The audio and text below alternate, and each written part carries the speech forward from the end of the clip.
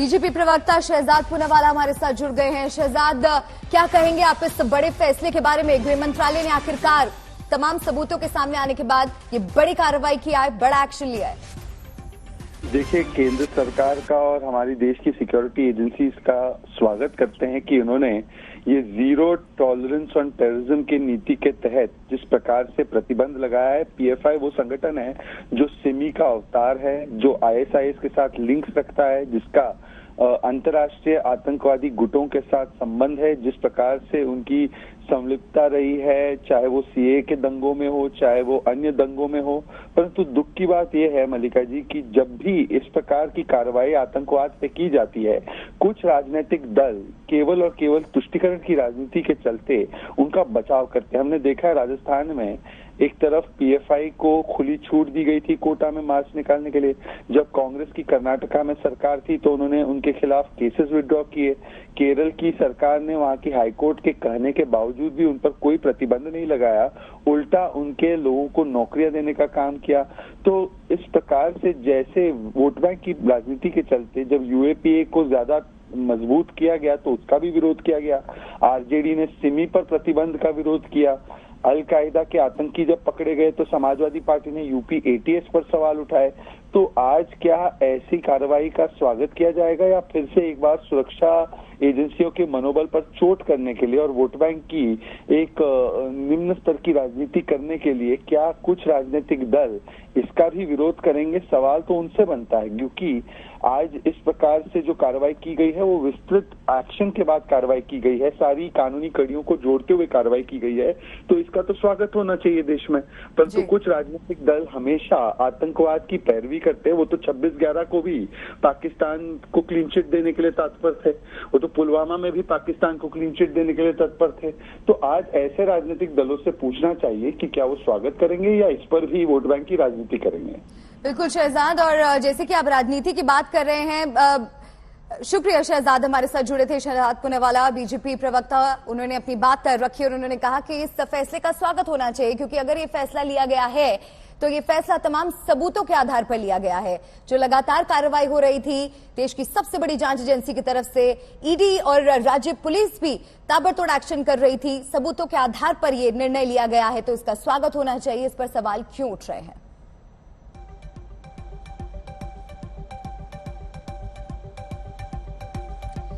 अहमदाबाद से गोपी गांगर, लखनऊ से समर्थ श्रीवास्तव और दिल्ली से जितेंद्र बहादुर सिंह, मेरे 3 सहयोगी इस वक्त मेरे साथ जुड़ गए हैं। एक एक कर हम सबके पास जाएंगे और जानकारी लेंगे। सबसे पहले जितेंद्र, आपके पास आते हुए, क्योंकि एक बड़ी खबर आपने हमें कल बताई थी, हम इस बारे में लगातार चर्चा कर रहे थे कि जिस तरह से सबूत हाथ लग रहे हैं, ये बड़ा एक्शन होना बहुत मुमकिन है, और आज हमारे सामने है, तस्वीर साफ हो चुकी है, 5 साल का प्रतिबंध।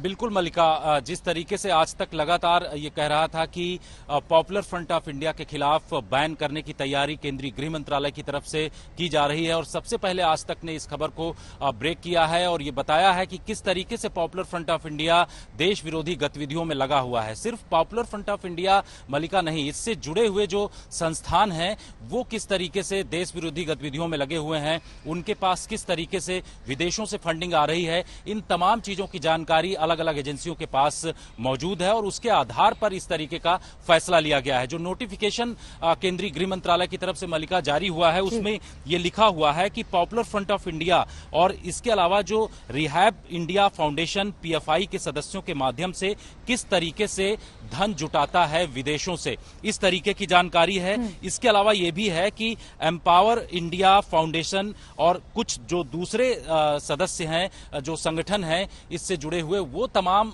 जो है विदेशों से फंडिंग जो आती है उसको किस तरीके से अलग अलग जगहों पर पहुंचाते हैं। क्योंकि देश विरोधी गतिविधियां जब भी होती हैं, चाहे वो सीए एनआरसी का मामला हो, उस दौरान दिल्ली में जब यहां पर पूरा दंगे भड़काए गए और उसके बाद ये पता चला कि पॉपुलर फ्रंट ऑफ इंडिया की तरफ से इसमें पीछे से फंडिंग की जा रही थी। यही नहीं, हिजाब विवाद हो या फिर अन्य जो मामले हैं उसमें किस तरीके से पॉपुलर फ्रंट ऑफ इंडिया जुटा हुआ था। इन तमाम चीजों को ध्यान में रखते हुए केंद्रीय गृह मंत्रालय ने यह फैसला लिया है। और सबसे बड़ी बात यह है कि अब धीरे धीरे जो इससे जुड़े हुए संस्थान हैं उन लोगों के खिलाफ भी कार्रवाई की शुरुआत हो चुकी है।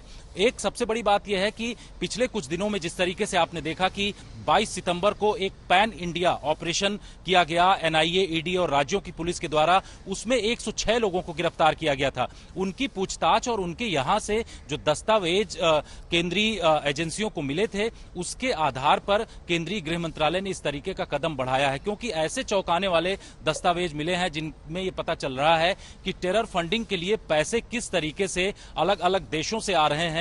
इसके साथ ही इन लोगों का आगे का प्लान क्या था, प्लान यानी कि गजवाए हिंद स्थापित करने के किस तरीके की प्लानिंग इनकी तरफ से की जा रही थी। कई ऐसे जो टेररिस्ट ऑर्गेनाइजेशन हैं उनसे संबंध स्थापित करने की इनकी तरफ से प्रयास किए जा रहे थे। और जो युवा हैं, जो कि खास तरीके से मुस्लिम जो युवा हैं, उन लोगों को इन ऑर्गेनाइजेशंस की तरफ जाने के लिए ये लोग प्रेरित कर रहे थे। तो ये संस्था जो है वो देश विरोधी गतिविधियों में लगा हुआ था और यही वजह है कि आज गृह मंत्रालय ने इस पर बड़ा फैसला लिया है और इसके ऊपर प्रतिबंध लगा दिया है।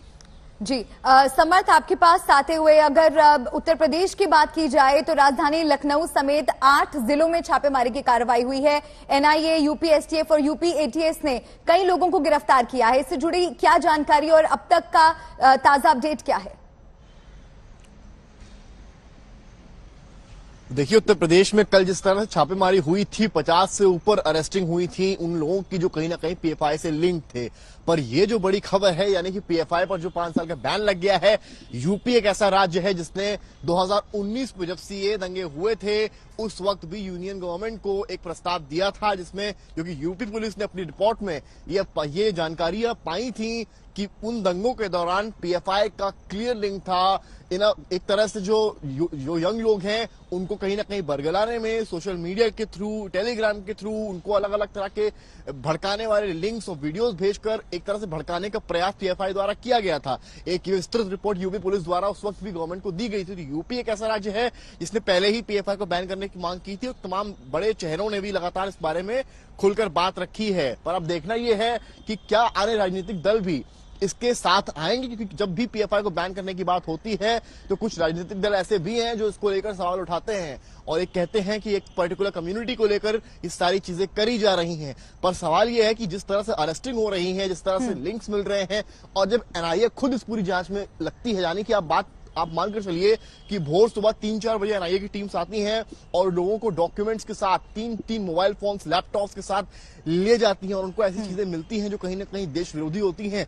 तो ये साबित करती हैं कि सिक्योरिटी एजेंसीज के पास इनपुट काफी पहले से था, बस एक प्लानिंग और प्लॉटिंग की देरी थी कि वो किस समय, किस मोड ऑफ ऑपरेंडी में इस पूरे ऑपरेशन को जो है कहीं ना कहीं अंजाम देंगे। उत्तर प्रदेश की आप अगर बात करते हैं तो सहारनपुर, मेरठ, लखनऊ समेत कई जिले ऐसे हैं जहां पर एक तरह से धरपकड़ चली और कई 50 के ऊपर लोगों को कल अरेस्ट किया गया। इससे पहले भी आपको याद होगा 22 सितंबर को भी ठीक इसी तरह का ऑपरेशन एनआईए और एटीएस द्वारा किया गया था, जिसमें तमाम अरेस्टिंग हुई थी।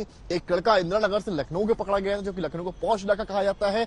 तो वही बाराबंकी से बताया जा रहा है जो कोषाध्यक्ष पीएफआई का था उसको बाराबंकी के गांव से पकड़ा गया था। तो ये कार्रवाइयां, हालांकि यूपी सरकार द्वारा लगातार पीएफआई के खिलाफ जो भी कार्रवाइयां हुई हैं उनको लेकर फ्री हैंड दिया गया, चाहे वो यूपी पुलिस को दिया गया हो या वो यूपी एटीएस को दिया गया। पर क्योंकि ये केंद्र की एजेंसीज की बात है तो यहां पर जब बात आती है, क्योंकि प्रॉपर डेटा हर स्टेट से केंद्र के पास पहुंच गया था और यूपी का जो डेटा पहुंच रहा था, आप मानकर चलिए 2022 चल रहा है, 3 साल पहले लगभग 2019 में पुलिस की रिपोर्ट में क्लियर था कि ये संस्था बैन होनी चाहिए क्योंकि इसका दंगों में क्लियर इन्वॉल्वमेंट है। तो शायद इन सारे स्टेट्स का एक तरह से राउंड अप किया गया होगा, संज्ञान लिया गया होगा, क्योंकि आप कई दिनों से सुन रहे थे कि केंद्र सरकार लगातार जो है पीएफआई को बैन कर सकती है। तो ऐसे में ये निर्णय आना बड़ा है, पर क्योंकि उत्तर प्रदेश भी एक तरह से जो राजधानी है, एक तरह से राजनीति की कह सकते हैं, तो ऐसे में देखना जरूरी होगा कि विपक्ष का इस नए निर्णय को लेकर क्या मोड ऑफ एक्शन रहता है। जी